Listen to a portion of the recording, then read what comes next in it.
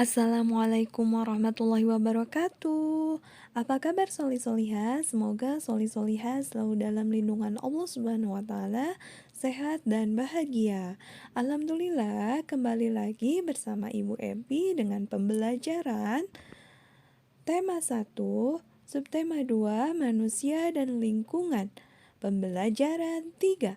Sebelum kita mulai, kita baca basmalah terlebih dahulu ya. Bismillahirrahmanirrahim. Nah, soli-solihah, kita baca dan kita pahami potensi kekayaan alam Indonesia.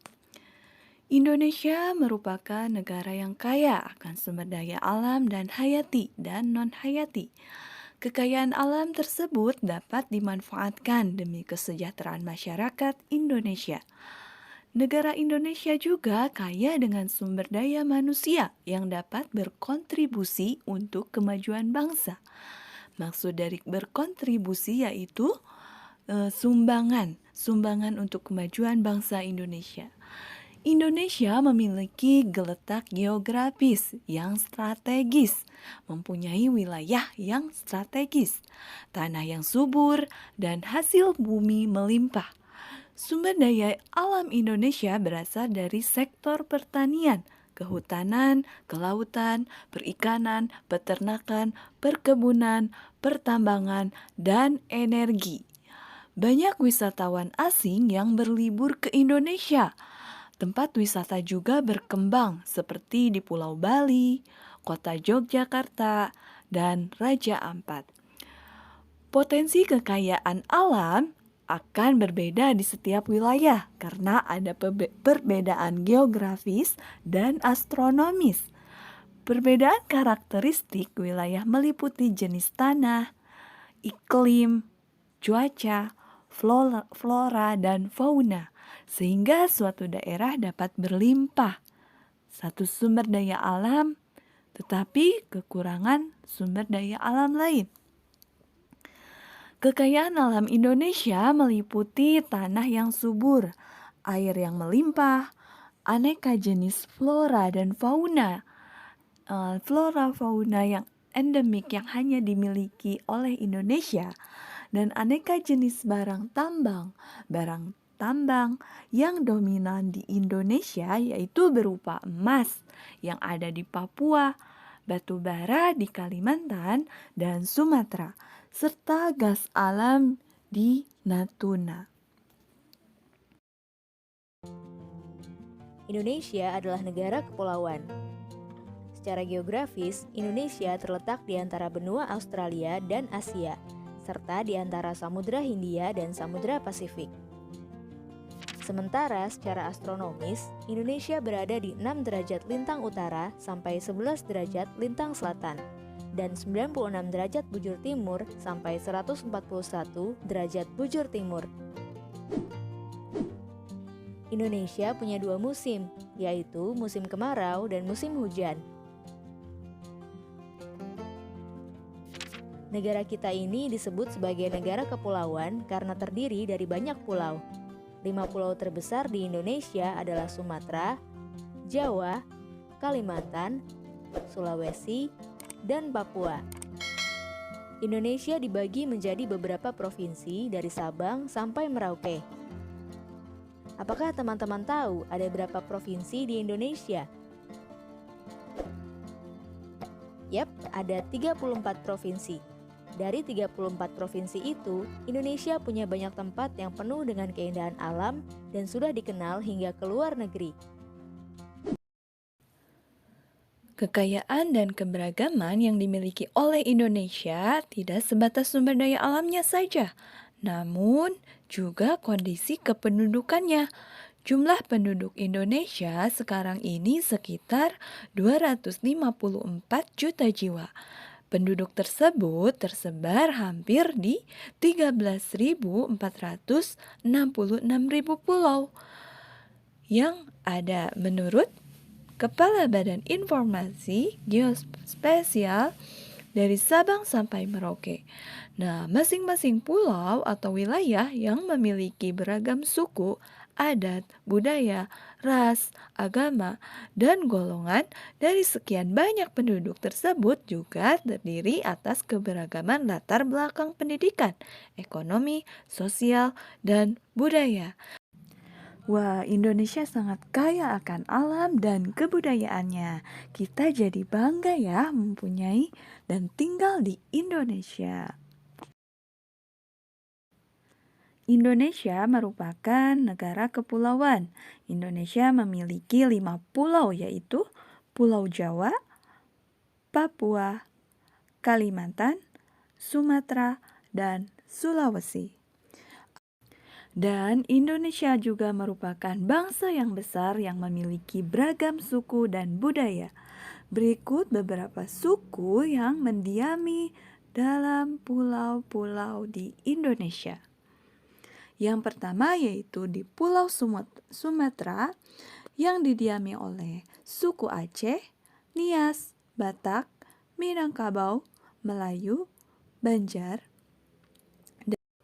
Kemudian pada Pulau Jawa yang ditempati oleh suku bangsa Banten, Betawi, Sunda, Jawa, Madura, Bali, dan Sasak. Kemudian yang ketiga yaitu Kalimantan. Kalimantan yang ditempati oleh bangsa Melayu, Dayak, dan Banjar. Yang keempat yaitu Sulawesi.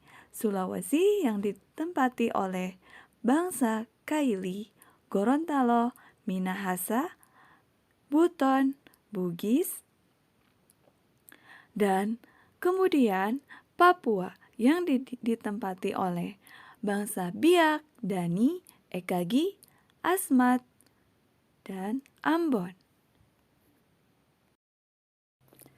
Pancasila menjadi pandangan hidup bangsa Indonesia. Maka dari itu, perilaku dan sikap masyarakat haruslah mencerminkan nilai-nilai luhur Pancasila. Nah, meskipun demikian, sering kita jumpai dalam kehidupan sehari-hari perilaku orang-orang sekitar kita yang tidak mencerminkan nilai-nilai Pancasila. Nah, Ibu mempunyai contoh beberapa perilaku yang tidak sesuai dengan nilai-nilai Pancasila. Yang pertama adalah di lingkungan sekolah. Perilaku yang tidak mencerminkan sesuai dengan nilai-nilai Pancasila yaitu memilih teman hanya dengan yang kaya saja. Jadi kita tidak boleh ya memilih teman hanya dengan kekayaannya saja. Yang kedua, tidak mau meminjamkan peralatan sekolah kepada teman. Yang ketiga yaitu mencontek.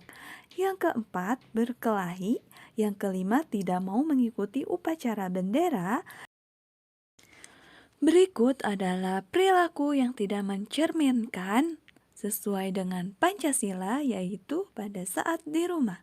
Yang pertama, tidak melaksanakan ibadah sesuai dengan agamanya, tidak mau berbagi makanan dengan anggota keluarga yang lain, bermalas-malasan, membantah orang tua, dan memaksakan kehendak kepada anggota keluarga, serta berbohong.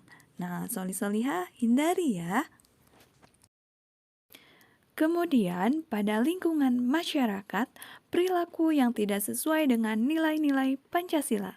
Yang pertama, tidak mau menjenguk tetangga yang sakit.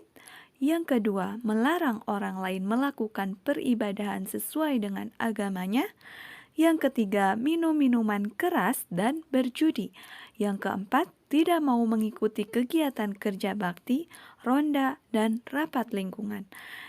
Yang selanjutnya yaitu suka pamer kekayaan atau ria.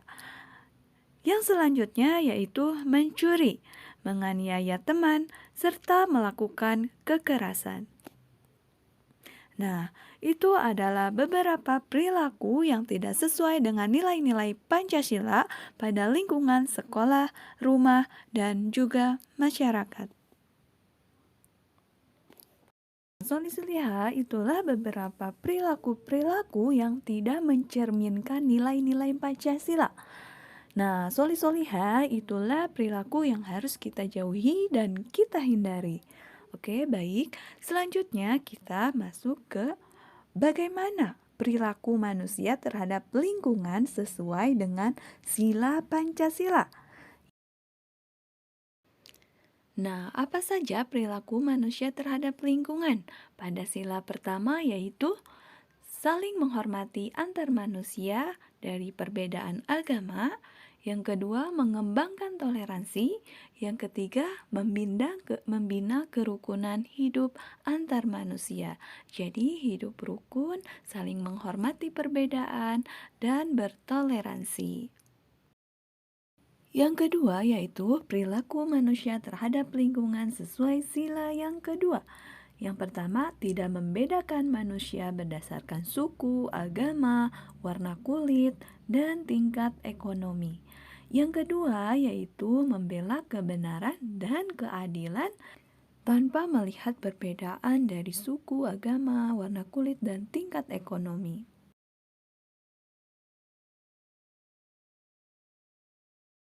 Kemudian, perilaku manusia terhadap lingkungan sesuai dengan nilai-nilai Pancasila yang ketiga yaitu cinta tanah air dengan membeli produk dari buatan Indonesia sendiri. Yang kedua, tidak merendahkan suku adat dan budaya orang lain. Yang ketiga, cinta tanah air dan bangsa, beserta mengharumkan nama bangsa lewat prestasi. Seperti yang baru-baru ini yaitu Gracia dan Apriani yang telah mengharumkan nama bangsa kita dengan mendapatkan medali emas atas kejuaraan Olimpiade Olahraga Internasional yang berlangsung di Tokyo.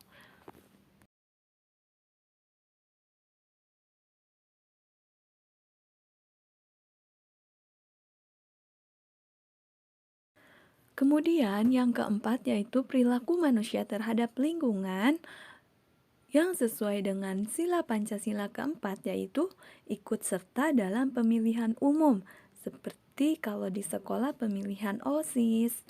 Nah, yang kedua yaitu diskusi dan berpendapat. Kita berhak untuk berdiskusi dan bekerja sama dalam memutuskan sesuatu dan juga berpendapat. Yang terakhir yaitu perilaku manusia terhadap lingkungan sesuai dengan sila kelima yaitu berbuat adil kepada siapapun tanpa pilih kasih dan menghargai hasil orang lain. Alhamdulillah pembelajaran materi hari ini telah selesai. Nah, untuk tugas silakan kerjakan. Yang pertama yaitu menentukan ide pokok pada paragraf pada aktivitas 1 halaman 44 sampai 45. Yang kedua yaitu aktivitas 3 halaman 45. Yang ketiga aktivitas 4 dan 5 halaman 46. Yang keempat yaitu aktivitas 6 halaman 47. Tetap semangat ya Solihah, jangan lupa pembiasaan sholat wajib, sholat duha dikerjakan ya. Wassalamualaikum warahmatullahi wabarakatuh.